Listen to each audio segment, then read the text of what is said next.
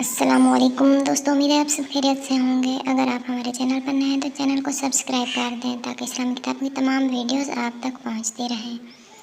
ہم پڑھ رہے ہیں صحیح بخاری کی حدیث، ہمارا ٹاپک ہے علم کا بیان، اور آج ہم پڑھ رہے ہیں حدیث نمبر 69 اور 70۔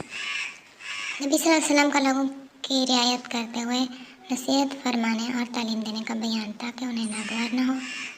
محمد بن یوسف نے بیان کیا، انہیں سفیان نے اعمش سے خبر دی، وہ ابو وائل سے روایت کرتے ہیں، وہ عبداللہ بن مسعود رضی اللہ تعالیٰ عنہ سے کہ رسول اللہ صلی اللہ علیہ وآلہ وسلم نے ہمیں نصیحت فرمانے کے لیے کچھ دن تھے، اس ڈر سے کہ کہیں ہم کبیدہ خاطر نہ ہو جائیں۔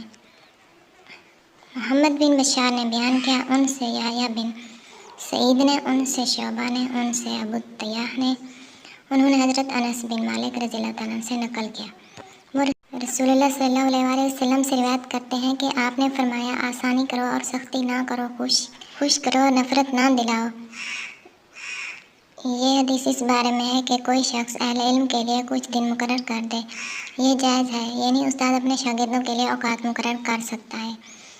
حدیث نمبر 70۔ عثمان بن ابی شیبہ نے بیان کیا، ان سے جریر نے منصور کے واسطے سے نقل کیا، وہ ابو وائل سے روایت کرتے ہیں کہ عبداللہ مسعود ہر جمعرات کے دنوں لوگوں کو وعظ سنایا کرتے تھے۔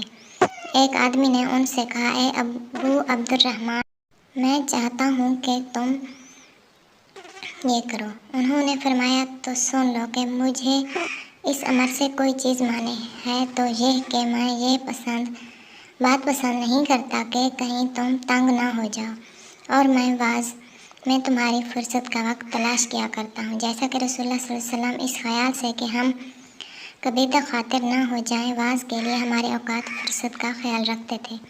آج کی ہماری یہ ویڈیو یہاں پر ختم ہوتی ہے۔ اگر ویڈیو پسند آئی تو لائک اور شیئر ضرور کر دیں۔ ہم اپنی اگلی ویڈیو کے ساتھ پھر آپ کی خدمت میں حاضر ہوں گے، تب تک کے لیے اللہ حافظ۔